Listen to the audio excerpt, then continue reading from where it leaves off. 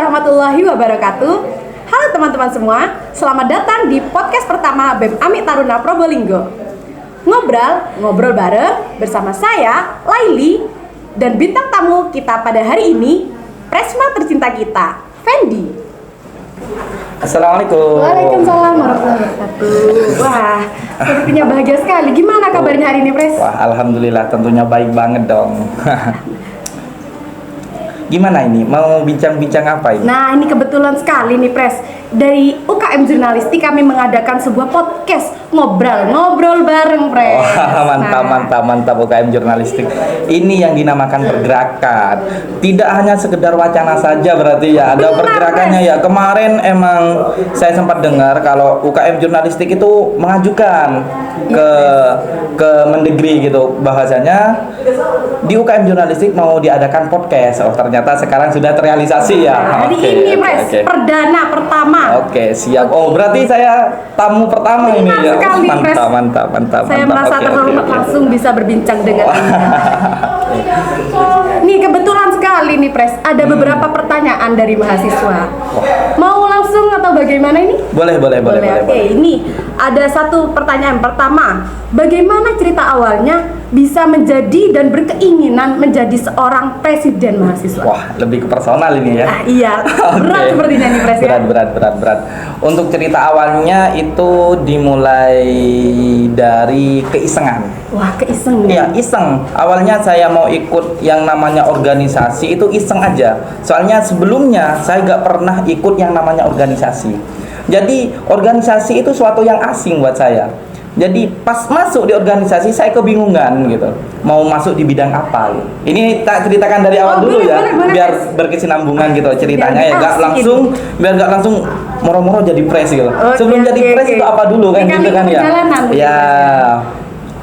Ini kemarin itu pas saya daftar masuk di Amik Taruna, terus kan ada yang itu kan ada woro-woro dari BEM-nya kalau open recruitment gitu.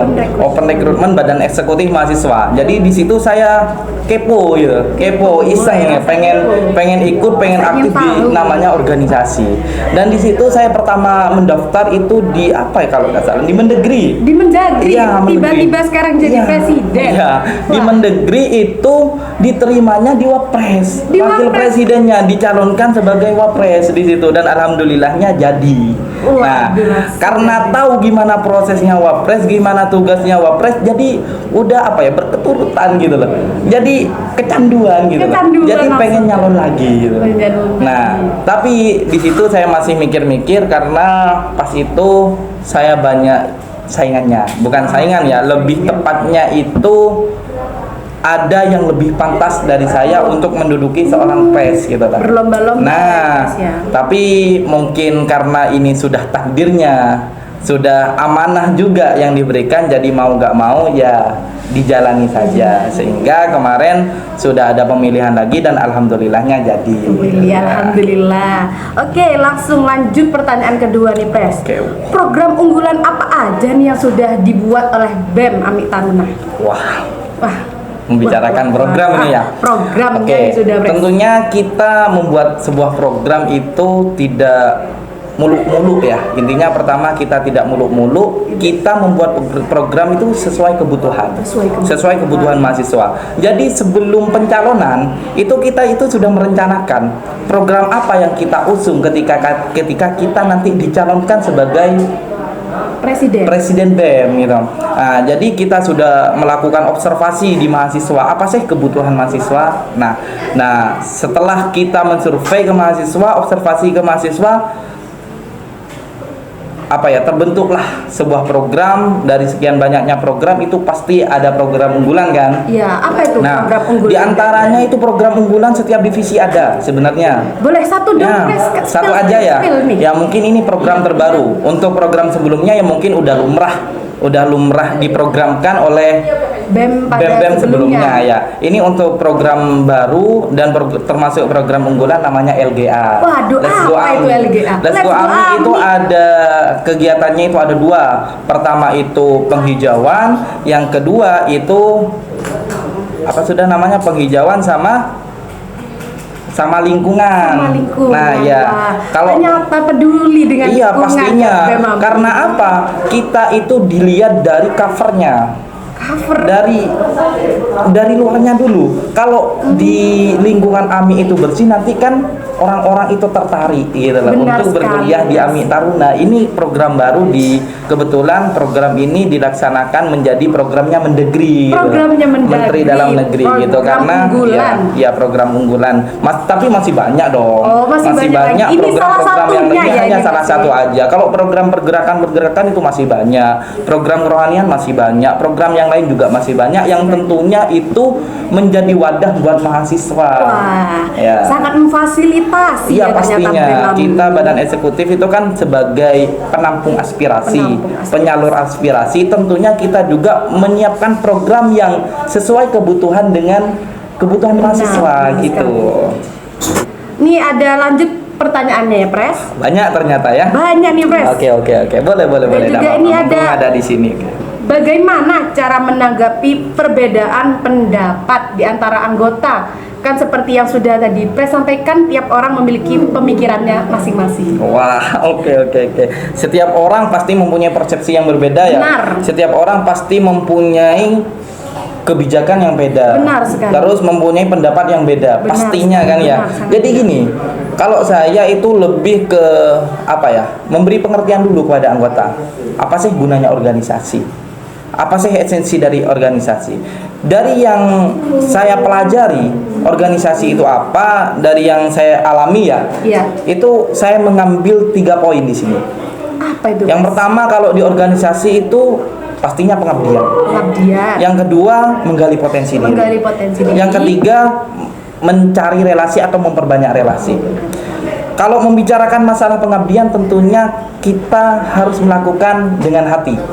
Karena apa? Kan pengabdian kan nggak dibayar kan, mohon maaf. Pengabdian itu tidak dibayar teman-teman. Jadi apapun yang kita lakukan itu harus berdasarkan dengan hati. Karena apa? Kita capek tidak dibayar, pastinya setiap orang itu mempunyai sifat pastilah perhitungan. Meskipun saya juga gitu, ya itu. Jadi apapun yang harus kita lakukan karena kita pengabdian, jadi harus melakukan dengan hati.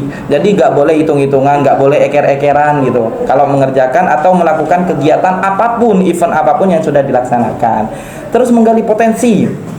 Ini yang awalnya saya tidak bisa ngomong begini.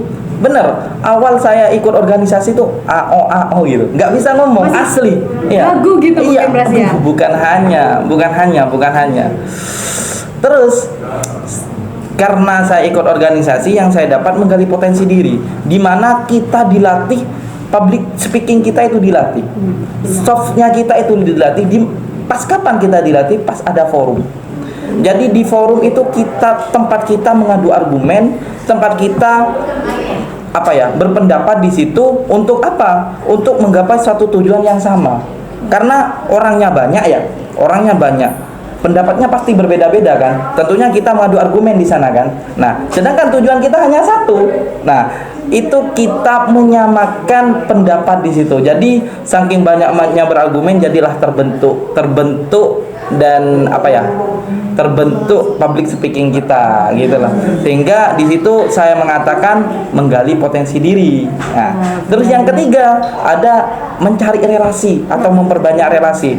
Kalau yang dinamakan relasi kan hubungan tentunya ya. Hubungan di dalam organisasi itu bukan hanya mencari teman, bukan hanya memperbanyak teman, tapi bagaimana kita bersikap kepada teman, bersikap kepada anggota, menghargai anggota. Itu sulit. Memang kalau dikatakan mudah, tapi realisasinya sulit. Ya, itu gak mudah, tidak bisa dipelajari sehari 2 hari. Karena apa? Attitude itu emang sulit. Karena ini pesan saya buat seluruh mahasiswa atau seluruh anggota ABEM, ya.